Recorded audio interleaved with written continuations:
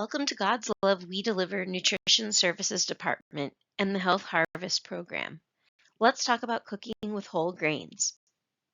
We'll look at different types of starches and whole grains, cooking and storing whole grains, and we'll throw in a few bonus tips that are definitely not necessary but are fun to know.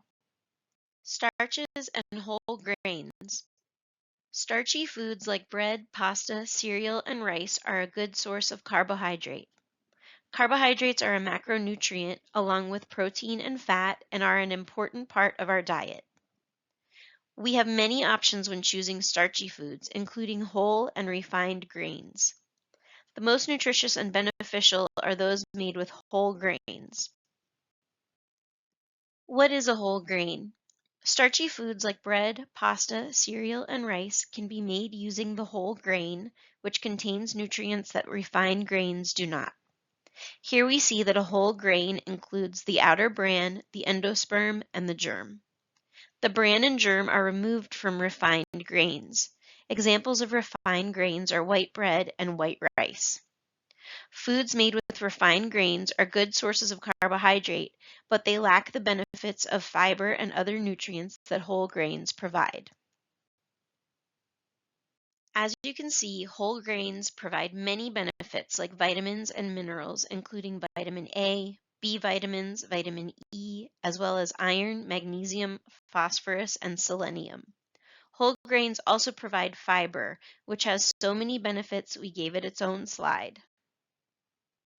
Whole grains provide fiber, which increases satiety, meaning we feel more satisfied after eating whole grains versus refined grains. And this can help maintain a healthy weight. The fiber, vitamins, and minerals that whole grains provide can protect against cardiovascular diseases and some cancers. And fiber helps to lower blood pressure, lower insulin levels, lower bad cholesterol, and raise good cholesterol.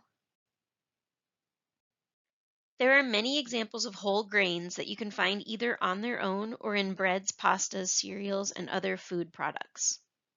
Some of these may be familiar to you, others may be new. Some, if not all of these examples, are available either on their own or as part of another product in most supermarkets or places where you shop for food. Next time you're food shopping, see if you can find products made with whole grains to try in place of a product you usually buy, like whole wheat bread instead of white bread, or brown rice instead of white rice. Here we've listed brown rice, whole wheat, rye, quinoa, whole oats, millet, barley, farro, bulgur, and my favorite, popcorn. So how much should you eat in a day? Aim to make half the grains you eat each day whole grains, and it's recommended that most adults eat 3 to 5 servings per day of starchy foods or whole grains. What does a serving size look like? The answer is in the palm of your hand. A serving of carbohydrate or starchy food can fit in your cupped palm.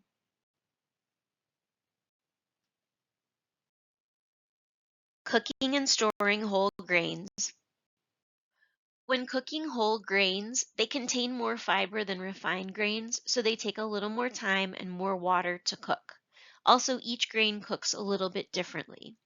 Most packaged grains will come with their own cooking instructions on the label, so you can always follow that. But in general, the easiest way to cook a grain is to boil it in a lot of water, just like pasta, and check to see when it's cooked to a texture that you like. We'll go into more detail in the video that goes with this presentation, but this is a great place to start. And just like rice, most grains will expand when they're cooked. So in general, the grain will at least double in size when cooked. For example, if you cook half a cup of dried grain, you'll usually get at least a cup of cooked grain, if not more, especially for the smaller grains like quinoa. There are many opinions about whether or not grains need to be rinsed before they're cooked, and it may or may not be included on packaging instructions. But rinsing grains removes any dirt or debris and only takes a minute, so I recommend rinsing your grains. To rinse, add grains to a large bowl or your cooking pot and cover with 2 to 3 inches of cool water. Then swirl or massage the grains to release any debris. Then pour off the water using a lid or large spoon to keep the grains from pouring out. You can do this a couple of times until the water is generally clear, and then you're ready to cook. If the grain is larger and won't fall through the holes of a colander, you could just rinse them in the colander under running water. Some say that rinsing grains also removes some excess starch and makes the grains more fluffy and less clumpy, so there's an added bonus. Cooked whole grains are as versatile as rice or pasta and can be served hot or cold, on their own as a side dish, or mixed with any vegetable, protein, herb, even nuts and seeds. Dress it with a little olive oil or salad dressing to add flavor. Use whole grains in soups, casseroles, really anywhere you usually use pasta or other grains. Try subbing whole grain flour for white flour if you enjoy baking muffins, cookies, or your own bread. Start by using half whole wheat and half white flour to see how your recipes turn out. And any whole grain, including oatmeal, of course, can make a nutritious breakfast. And don't forget popcorn, an excellent whole grain snack that provides fiber, vitamins, minerals, and antioxidants, and a serving is 3 cups popped. So add a little flavor with a sprinkle of salt or herbs according to your dietary needs and enjoy. You can buy packages of whole grains or whole grain flours. Intact whole grains can be stored in a cool, dry place like the kitchen cabinet for up to 6 months or in the freezer for up to a year. Flours made with whole grains can be stored in an airtight container in the cabinet for 1 to 3 months or in the freezer for 2 to 6 months. Cooked whole grains can be stored in an airtight container in the refrigerator and should be used within 3 to 4 days. Cooked whole grains freeze very well. Seal them in a freezer bag or airtight container and store in the freezer for 2 to 3 months. This is an easy way to have whole grains ready to add to any meal. Here are a few bonus cooking tips. You can soak whole grains before cooking them. This is an extra step that is definitely not necessary. It may sometimes be the case that soaking whole grains makes the nutrients in them more available to our bodies when we eat them, but you can get the benefits of eating whole grains even if you don't soak them first. Soaking whole grains will reduce the amount of time it takes to cook them, but you're adding soaking time anyway. If you're curious and would like to try soaking whole grains, here's how you do it. Just like you're about to cook them, cover the grains with warm water in a large pot, but add 2 tablespoons of an acid like apple cider vinegar or lemon juice. Cover the pot and let it sit for 2 to 24 hours.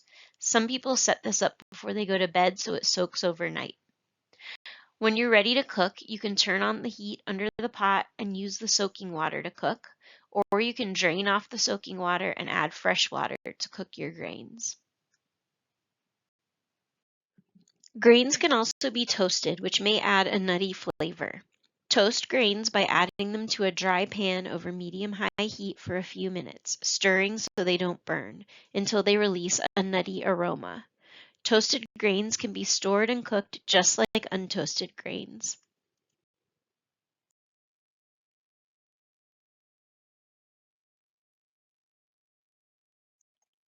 Thank you for joining us today. Please visit the nutrition portal on the God's Love We Deliver website for more health harvest and nutrition resources.